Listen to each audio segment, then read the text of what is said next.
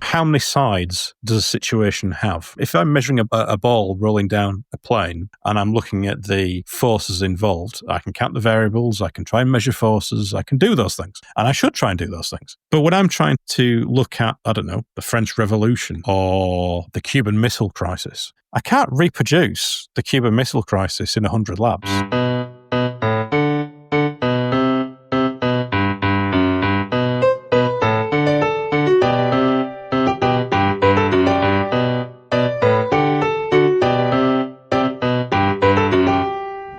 Today, I want to talk about qualitative and quantitative analysis.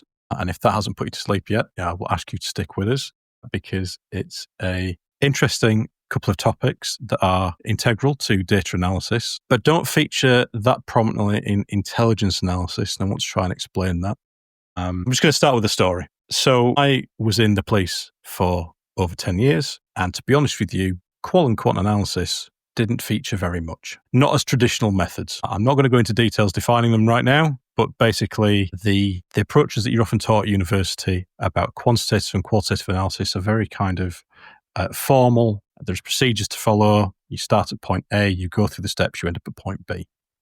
When you're in the police, it's a little bit different. And when you're in the police, it's kind of, you're in a situation and basically all sorts of things are thrown at you. How you deal with it, how you analyze it, how you process it is almost kind of left to you to a certain extent. You are given some training and some instruction, but it's not in the academic approaches of qual and quant. So when I left the police and I entered the public sector outside of a policing role and into a quasi-academic role, suddenly I'm presented with essentially there are only two ways to analyze data. And those two ways are qualitative and quantitative. And it does remind me of the scene in Blues Brothers where they end up in that country bar posing as the band and they ask, what types of music do you play? And the answer is, well, we play both kinds, country and Western. There is that kind of bias, I think, within outside of the I call it bias is probably the wrong word, but there is a tradition outside of policing organizations to basically rely on more academic approaches to data analysis, and that falls into qual and quant. And today with me, I've got Howard again, and Howard has been on a similar journey. He said he went much further down the rabbit hole, much longer in the police than I, but also went much deeper into academia than I. So I want to talk to him about what he thinks about that bridge between what we used to do and qual and quant. Thanks. It's an interesting point that you make. Obviously, on my journey, I started out as an academic, a student, doing a degree in science. So from the very beginning of my, shall we say, career planning, the idea of using analytic techniques to look at data and extract meaning was something that was highly respected and very formal. Moving into law enforcement as a police officer and an intel officer and an analyst and as an investigator, I always thought that one of the advantages I brought to that role was my academic training and discipline. Not to say that I would hang my hat on that, but it was an attribute that I had that some of my colleagues didn't have. And I have to be honest, 34 years later when I left the police and when I retired, I made use of it all the time. I hadn't changed my belief, although the way I used it and the methodologies I used grew in complexity and sophistication and also changed to reflect the current views of the day or the objectives, which my workplace objectives changed. So I recognise what you're talking about. After I left the police, but even during the police, I always had a foot in the academic camp, as well as being a serving police officer. I never stopped thinking and personally developing and trying to do that for other people, particularly in the area of intelligence and information and analysis and data science and all the terms that we talk about. That doesn't make me any good, but it meant that I had exposure to lots of different things at different times and different environments. So I recognise what you say, Mark, about this massive change from an environment where it's not necessarily formally structured and recognised as such in law enforcement to the private sector where it's very much recognised and reliant towards quant, but I don't see the same defined boundaries that you do. I've seen lesser boundaries and different balances to either side of the qual-quant argument, if that makes sense. So for me, and you might be right, I might be perhaps exaggerating the differences there. I think in another episode we talked about Iran and whether their nuclear capability, and then I made a strange analogy about if I'm building a trampoline in my garage. I'm going to use that analogy again and try and explore how a police approach that problem and a qual-quant approach that problem. So, for instance, let's say we're dealing with a specific survey. Let's say I'm going to survey the last 100 people to come to my house. So for sake of argument, I have 100 people in the past month. What I'm saying is that the Intel approach to that survey would be to look at every survey response. And yes, we'd look for trends, as in commonalities across. But even a single strand, a single claim, a single respondent could say, well, I was an electrician, went to go fix his lights, he opened the garage, and I saw a trampoline. And even if there were other respondents who also went to the garage and they said, well, I didn't see a trampoline, we would still, from an Intel point of view, entertain the possibility that the trampoline is there. And also that would give the single strand would have much more weight than it would in a quant or qual context, because if we're interpreting the survey and the survey says, well, okay, 99% of respondents reported no trampoline, therefore there is no trampoline. Right. And that's the kind of the methodology shift that it's a tension I've witnessed, because I think when you're in policy formation, outside in a decision-making role, and either in business or outside of the police, it has to be about being defensible, right? You have to make a decision because there's almost kind of future-proofing. You're saying, well, we took this course because the strongest data suggested we should turn right. Whereas I think in Intel land, in police land, and in formal intelligence land, the mere indication that there might be a possibility, is enough to keep that door open. And you might use probabilistic language. You might say, okay, well, it's unlikely, but there's still a chance. There might be other things there. But does that what I'm trying to get at there, that split between the two, does that kind of make sense? It does. But step back a bit. Let me give you it from a law enforcement perspective to maybe explain how it's evolved in my mind. If you accept that law enforcement methodology around intel and information science initially came primarily from the military, you could say in some ways it was primarily quant, because in military terms, what's the payload, how many tanks, how many guns, how many bullets have you got, how many soldiers, how far away is the target, blah, blah, blah, blah. But that's not the case. Good intel in those days, where the qualitative was actually an unknown, because it might be a human source or something passed down through many people, many stages of an information process. So that's kind of where law enforcement came into having this as a function.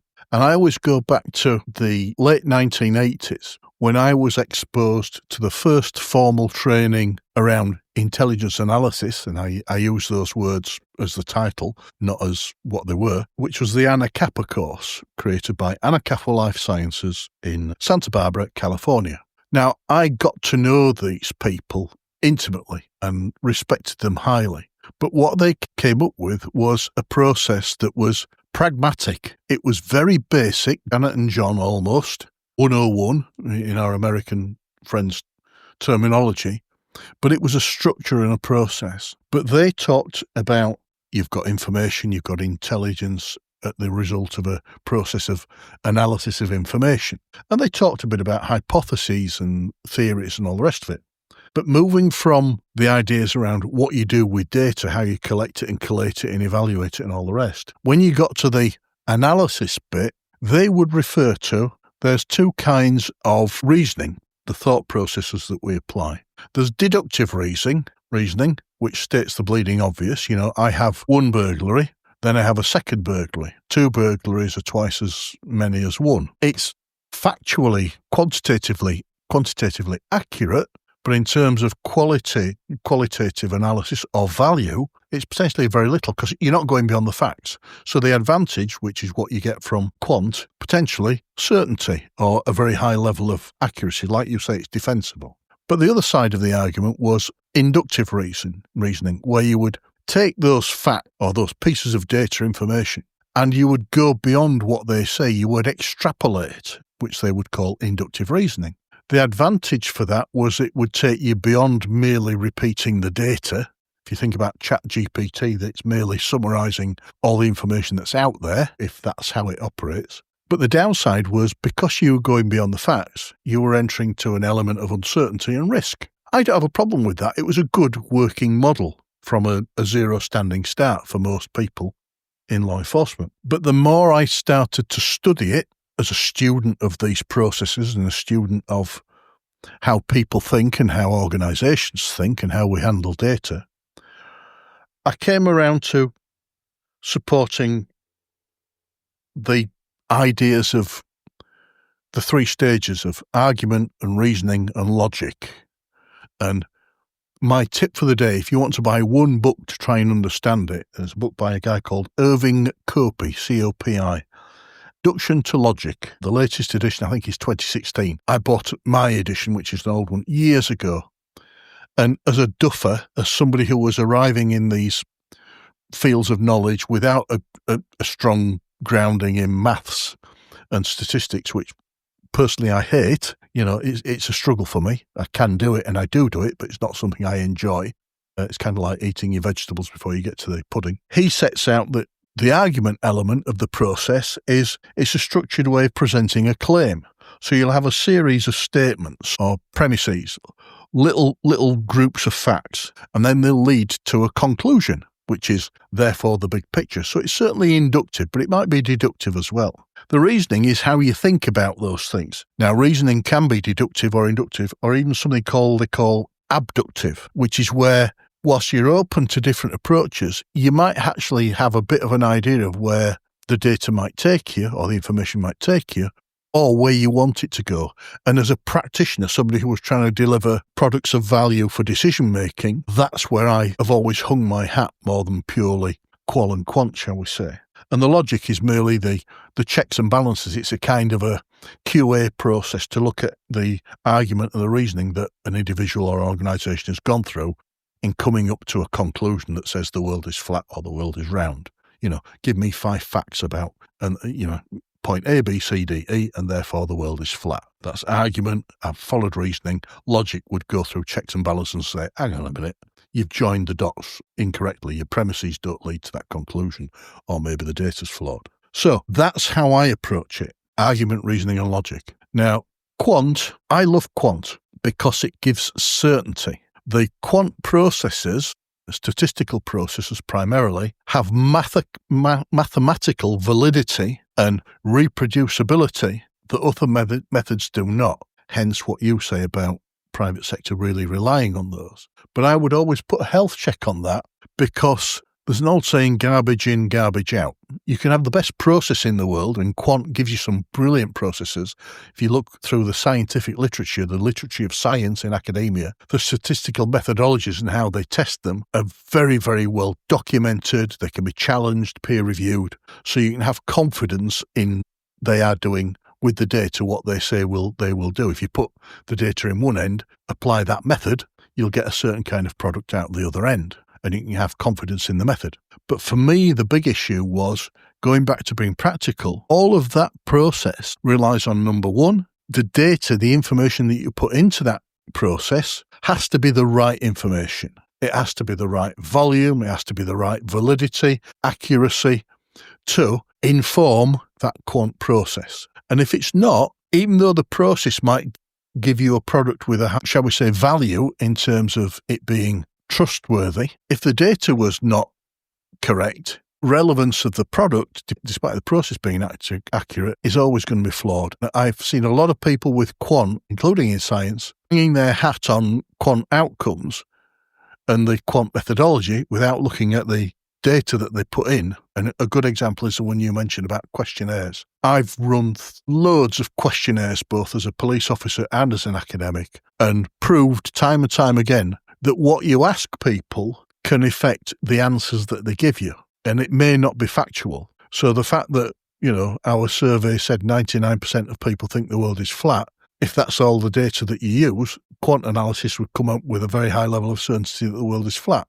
But clearly, sources of data than people's opinions. It's kind of the fake news. Come on the other side to qual. There are very structured methods for qualitative analysis. And again, I'm no more going to go into the details of those than I am with quant. The downside of them is they are more risk averse. Really good example. When I did my PhD, I used a form of, I used both qual and quant, if you want to give them those terms. But a particular one I used was what they call thematic analysis. It's kind of this, what I referred to earlier on, the abductive reasoning process, where you kind of have an idea And as a practitioner in the field I was studying, I kind of had an idea of what I thought the outcomes might be. And the qual analysis process allows you to arrange the data on a template, rather like you'd use an association matrix or a relational database in law enforcement terms, or any terms for analysis to structure your data models, your information models. And then you'd kind of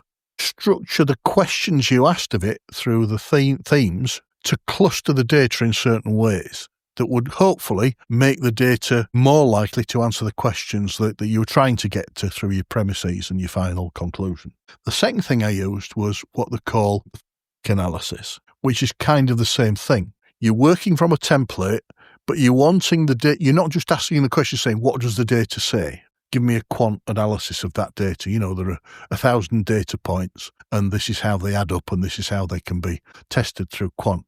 You're saying, I kind of need an answer to the question I'm trying to answer. So a combination of template analysis, structuring the database, and thematic analysis, structuring how you answer the questions, gave me a higher probability of getting a good answer. Now, these are scientific methods, just as quant is, but all of science recognises that choosing the right method, like law enforcement and any analyst would do, any information scientist, choosing the right methodology, be it qual or quant, and to suit the data and to suit the requirement of the project that you've got, what kind of answers are you trying to come up with, is perhaps more important than people realise, rather than saying, I'm a qual or a quant specialist or advocate. I'm an advocate of anything that helps me do my job better and tests the data and tests the process and then tests the outcome. Fair enough. I think I'm going to start off with an apology and say I need to flesh this out more, I think, in more detail, and we'll do another pod when I've done that to make a more coherent argument. But I'll try and outline my concerns right now, because I think there's some game playing going on with the terms qual and quant. And I think that if we're honest, when we talk about qual and quant, so for instance, the first point is, and this was going to sound really strange, but to me, there's almost like a quant is digital and qual is analog kind of feel to the whole thing. It feels like sometimes that when we have quant processes, we do very qualitative things before, during, and after them. When we do qual processes, we desperately try and turn it into quant to try and give it that validity or strength. And then we're back into the cycle of doing qual things. And I absolutely recognize that in the scientific method, we have to observe things and we have to measure things. I think this relates to, in some respects, like the hard and the soft sciences, right? So I think if you're measuring objective phenomena that you can explicitly count and independently verify, that you can do that for you. It might be which way an electron spins, it might be molecules, particles, whatever, it might be intensity of light, whatever. You can do that. You can measure those things independently and you can count those things, and they're hard in the sense that you can count them and you can measure them. The problem as you get into the soft sciences is that it becomes harder to do that. So how many sides does a situation have? And the whole thing starts to collapse. Do you know what I mean? It kind of like, we try to apply, if I'm measuring a ball rolling down a plane and I'm looking at the forces involved, I can count the variables, I can try and measure forces, I can do those things. And I should try and do those things. But when I'm trying to look at, I don't know, the French Revolution or the Cuban Missile Crisis, I can't reproduce the Cuban Missile Crisis in 100 labs. And it's very difficult. And there's so many variables and there's so many forces at work. I don't think any human being has the capability to even attempt to count all the variables and measure all the forces involved. So what do? We kind of use aggregates and measures and shortcuts. And that's all we can do, right? And that's what we should do.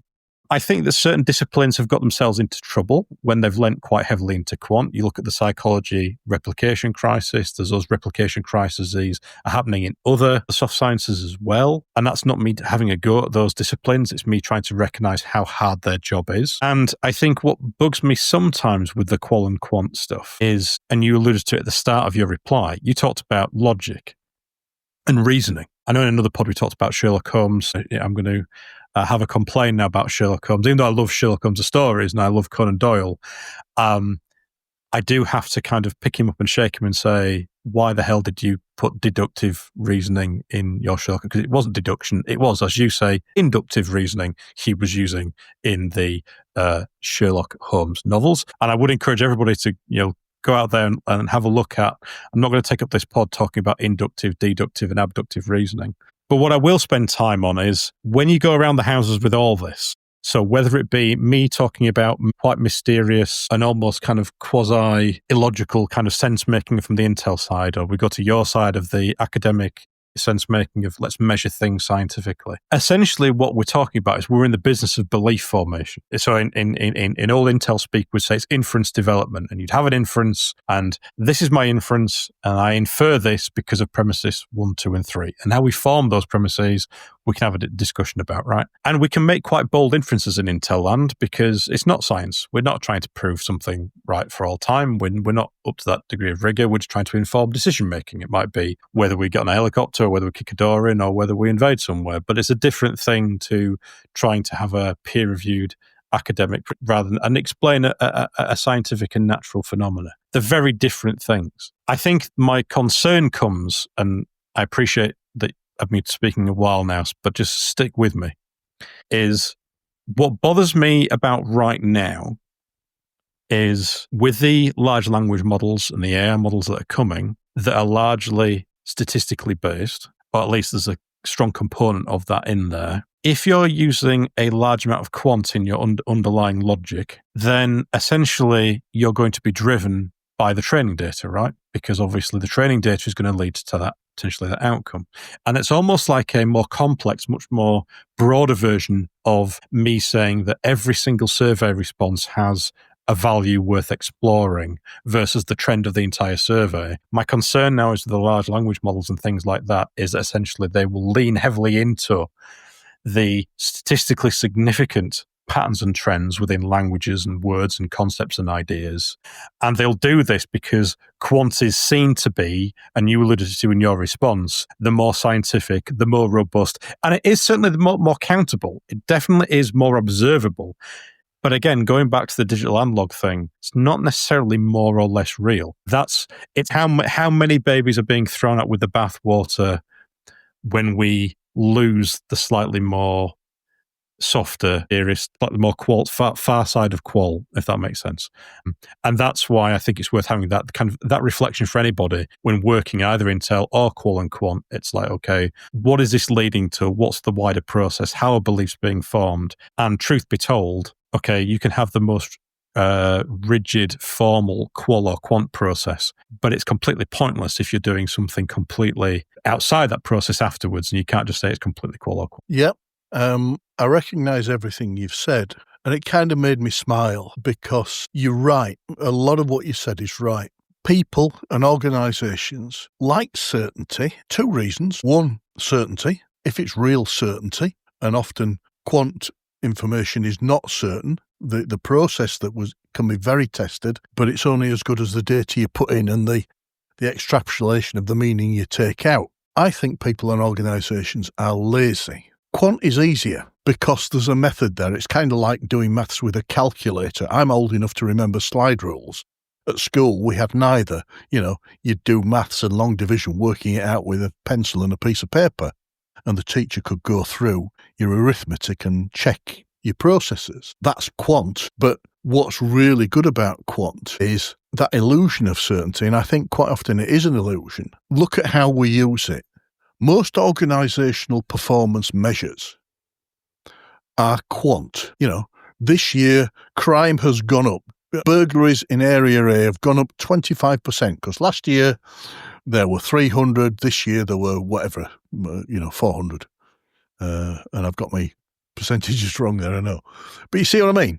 Well, hang on a minute. That only looks at the sheer number. First question, have we captured 100% of the data? Non-reporting of crime is a major issue. The system's only as good as the data it captures. What if there's a load of burglaries that we never captured? Because the police are turning, for argument's sake, if the police are becoming worse and worse at detecting crime, do the public lose faith in the police and think, I won't bother reporting it because they won't do anything anyway?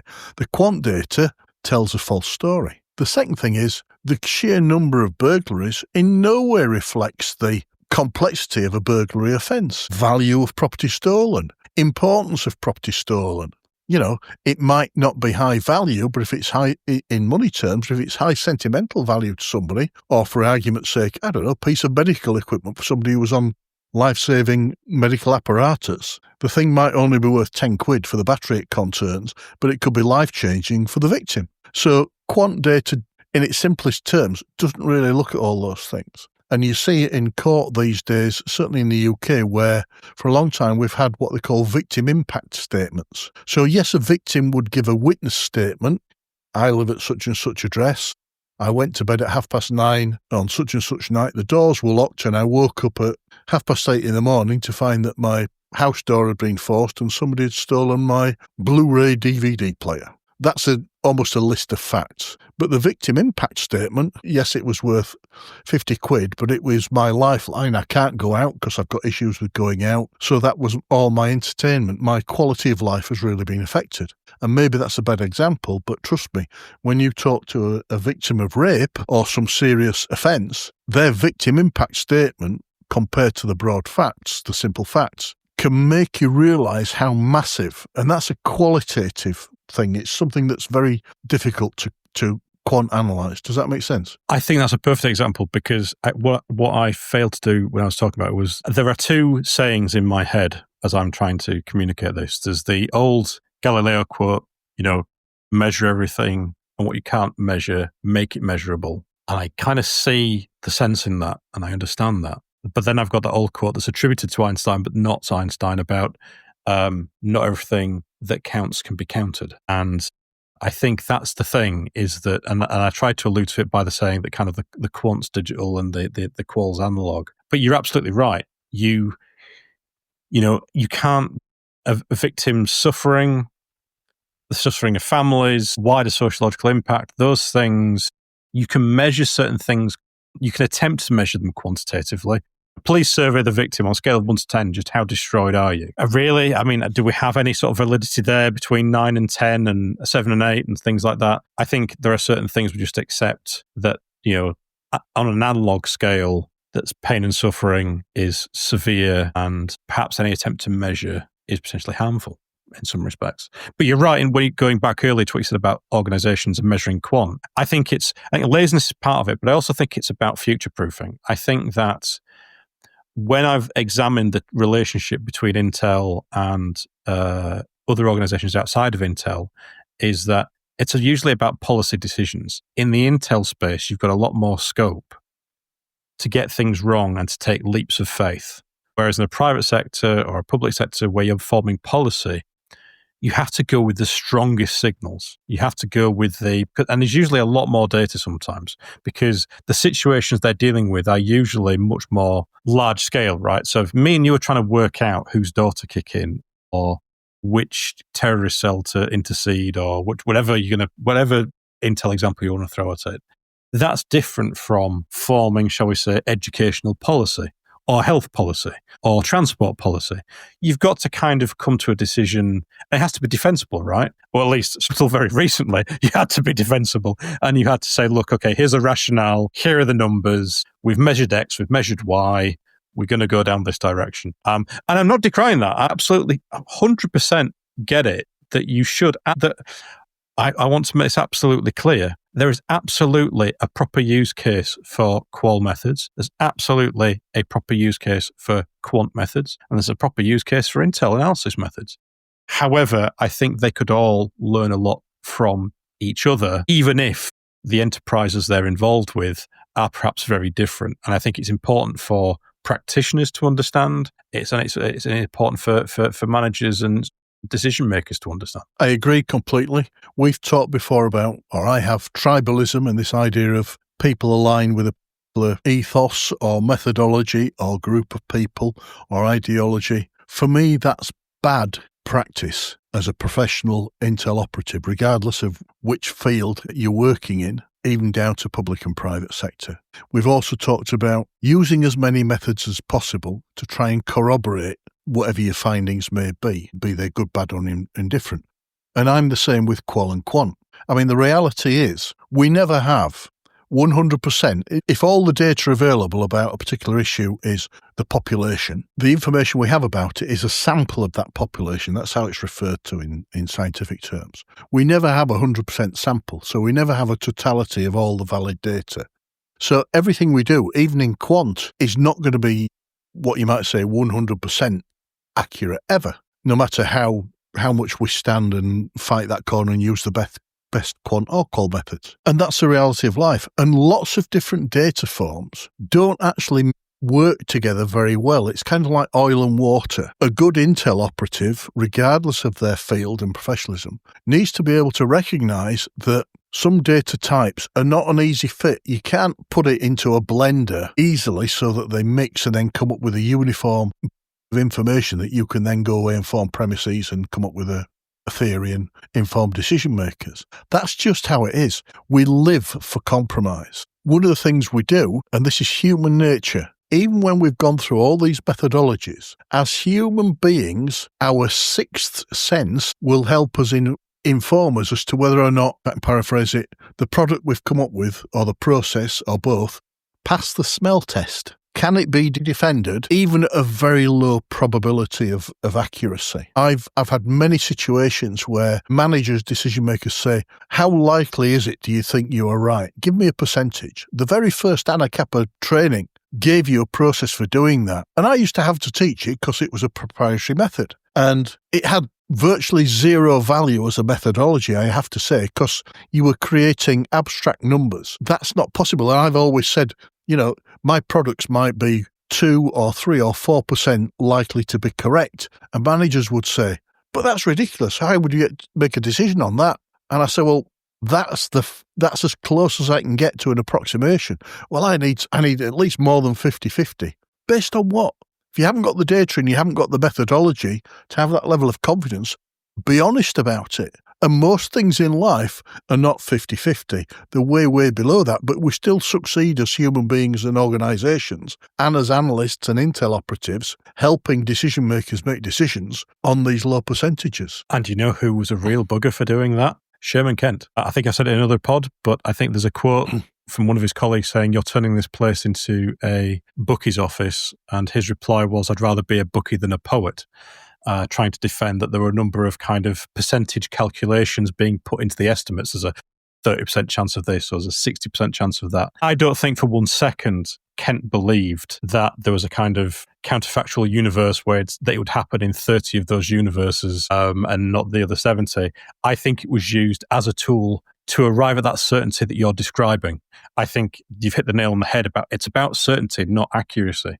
And I think it's about a fundamental misunderstanding and discomfort with probability, in that we can do this in a separate pod, but I think when it comes to probability, we can take a 6-sided dice and we can count the number of outcomes and say there's 6 possible outcomes. When you throw that dice, technically it's deterministic. If you knew what side you were throwing it, how hard you were throwing it, you could calculate what the roll was going to be. We don't measure those things. They're too hard to capture. So instead, what we do is we count the outcomes and say you have a 1 in 6 chance. The problem you've got is, like I said earlier, is how many sides does a situation have? And when somebody says to you, give me a percentage, I get why they're asking that. They're wanting you to say, is it more likely or the not? Right? And is it going to, I appreciate there's uncertainty, but is it leaning one way or the other? But what they're really asking you is, are you really sure this is going to happen? And it's about the certainty, not the accuracy. And I think that's that tension between human nature and wanting that kind of the anxiety resolution, that kind of, well, okay, the future is unknowable, but I will take some solace in the belief, and it's still a belief, that future A is more likely than future B. Even though it's an analog measurement, I can't really quantify it, but I'll do all sorts of kind of tricks to quantify it. And I think that's the thing, is that's what we need to focus on, is when counting is important, and analog measurement is important. Feelings are important. Belief is important. But I think sometimes we go to such elaborate measures to dress things up or to try and attain certain validity. It might be like p-hacking, or it might be statistical manipulation, or it might be, we do these things to try and please our superiors, right? Or to please our organizations and our situations. And I think that's the thing, is that ultimately a lot of things are unknowable, and you don't really have a realistic way of determining that the number of outcomes or the likelihood of each of those outcomes. And likelihood in the sense of, yes, a dice does have 6 sides, but it's not a truly random result whether it'll become 1 to 6. It does depend on the angle, the side, the strength of the throw, the surface it lands on, the gravity, everything else. Do you know what I mean? It is still deterministic. It's helpful. You're making up for that gap in uncertainty by saying that there's 6 sides and there's a 1 in 6 chance. But as I said, how many sides does a situation have? But I totally recognize that humans need that resolution. They need that certainty, even if, to be honest, it's waffle. You're right. For me, and here I am after half a century of working life, now retired except for doing fun things like this, I've taught qualitative and quantitative analysis within academia, within public and private sector, within law enforcement. I have practiced those things and used them in my workplace. But I can honestly say, as an intelligence operative or as an analyst, of all the many products I have produced ever, regardless of who the customer is, whether it be local policing, a small team, all the way up to governments and international organisations, I don't recall ever putting a percentage value on the probability of my product being successful, be accurate or relevant or valid, however you want to define it. For me, at the end of the day, it's a process that you can use the best methodology, and a good professional will do. They'll try and collect and collate all the relevant, useful data that they can and process it in as many different ways and forms to come up with their product. But at the end of the day, it's a best guess, full stop. So it's a bit like the old Winston Churchill, democracy is the worst kind of government except for all the other kinds of government in the world. There's a rank there relative to other conclusions, but there's not a percentage value. And the second thing is something we've alluded to, and I've mentioned before in earlier podcasts, is this idea of when you come up with this product that's a best guess, one, be in a position to defend it so that other people can unpick your methodology. But at the end of the day, so your best guess has to be a robust best guess based on professional skill and experience.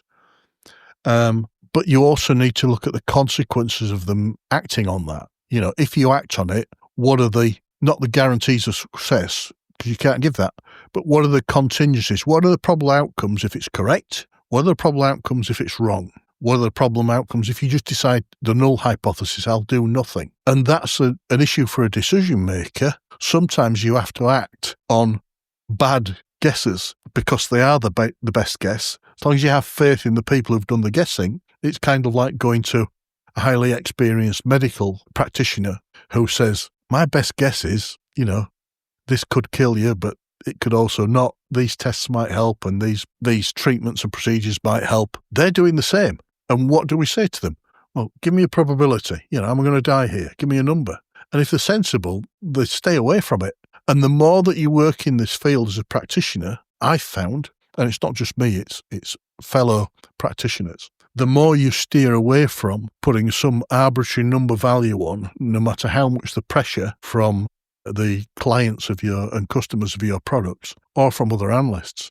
And we reflect that in some of our methodology. You and I have trained law enforcement experts in strategic intelligence. And one of the many methods we taught them was Delphi analysis. You can look it up on Google. And all that means is basically you give your product to somebody else who's an expert and ask them to peer review it. But from the point of view of being an intel or a law enforcement expert, does it look like, or does my product pass the smell test? It's kind of a critical friend approach. Nothing wrong with any of that. We still get by and we still succeed. And all the percentages and all the probabilities and all the certainty that we crave, whether we think we've got them or not, they're artificial constructs. We make decisions based on best guesses always. And nothing wrong with that. I think you're right. I also think this is also about the dance between fact and opinion. And sometimes we like to dress opinion up as fact. And there's a lot of ways of doing that. There's a lot of ways you can basically you can manufacture facts to try and support a claim. And I think that's all anyone can ever do is essentially issue a claim with supporting premises. There may be other claims, and there may be a whole pyramid of supporting claims and all the rest of it. And I feel like I've got a caveat now if anybody's getting really excited and everybody's going, the world is flat. Not at all. Absolutely. I'm still sticking to scientific method and still sticking to observation. The point I'm trying to make is when we use numbers like there's a 6% chance of X, it's how, like when as Karl Popper said, is it falsifiable? How do you attempt to falsify that? And that's my concern. And I, like you, I'm going to go back to my trampoline example. I would probably use a phrase. If I as an analyst or as a decision maker thought there was a trampoline in the garage, I would say that in my claim. I would say there is a trampoline in that garage. And because I could at that point, right, say, I could try and do the quant thing and say it's greater than 50%. That's a bit cowardly. It feels like a little bit logically true if I think it's more likely than not, but still seems a bit weaselly. I could take the number out and say it's highly likely, really likely. But again, these are just kind of false multipliers on it's going to happen or not. And I think when it boils down to it, we're talking about uncertainty. We're talking about me, opposite a decision maker, and they're saying, look, is there a trampoline in that garage or not? And I'm going to say, yeah, there is. Now, I'm not presenting that as fact. I'm not saying for a fact there's a trampoline in that garage. I am saying that my strongly held belief and opinion is that there is, and you are welcome to critique me on all the reasons why, and we can have that as a separate thing. But I think it's that interplay between fact and opinion, and that's all I want to try and get at today. And thank you for entertaining that notion. But it's just, as somebody who has lived both in the Intel world and the data analytics world outside of Intel, I just see that tension sometimes, and I see missed opportunities on both sides. This isn't just a asymmetrical qual and quant and missing the big picture because they don't do the Intel stuff. On the Intel stuff, I think that there's a lot more qual and quant formal kind of rigor we could apply, and we could array our facts perhaps more routinely and in a more structured way. Both schools have got a lot to learn from each other, but what I'm encouraging listeners to do is to basically go back to first principles and to try and understand, okay, what's happening here? What's the story underneath all this? Where has this come from? And try and understand themselves about when they're forming their beliefs and their opinions, how strong are the foundations? How many bricks, if you like, are leading up to that? And I think that's what I'll try and wind up the episode is about, okay, have you got any advice for either analysts or decision makers for qual, quant, intel or anything? Any last words on the whole thing? Yeah. I agree with everything you said there. It wraps it up neatly. We operate on shifting sands. That's the nature of the world we live in. It's the nature of the world in reality. Good operatives will always try and use as many different methods as possible, like having a more rounded toolkit and a more rounded set of skills. We'll always seek more data and different forms of data to help the process. And it's really important that you think about that, because even these days, you've talked about law enforcement versus the private sector and that shock of jumping in the water, of jumping out of one thing into the other. Big complex organisations, which is the nature of life these days, you're going to come across those people within the organisation. We've said decision makers want probability numbers. You get the same in other departments. If you work with other organisations, I've been involved in lots of interagency and interorganisational public and private sector partnerships, and that rub is very difficult because you have to politely challenge and try and bring things together with very different perspectives. But that's part of the successful role of an Intel operative. And ultimately, if you do that, if you keep those open borders and give room round that round table for all methodologies and all perspectives, so they are captured, I would argue you're coming back to scientific method. You're actually trying to use all the data and all the methods so that your outcome is the best possible outcome it might be. And if you do that, what you're actually doing over time is building something called trust. Your managers will stop asking you for percentages, but when they start to see that when you say it's a best guess and they go out and act on it, there's a high probability that the results are positive or what they desired, they will start to have faith regardless of the numbers or the values you put in it. They will trust you like you should trust any professional who is professional and good at their job and ethical and honest in the processes. And that's what you're trying to do. You're trying to build trust with your colleagues in what you do, what your data sources are, what your methods are, to actually have trust in the outcomes that you produce, and don't put labels on them. Have trust in yourself and your own professionalism, and other people will trust you ultimately. Thank you, Howard. I think that wraps it up perfectly. So we'll call it there for today. Thanks everybody for listening, and we'll see you on the next pod. All the best.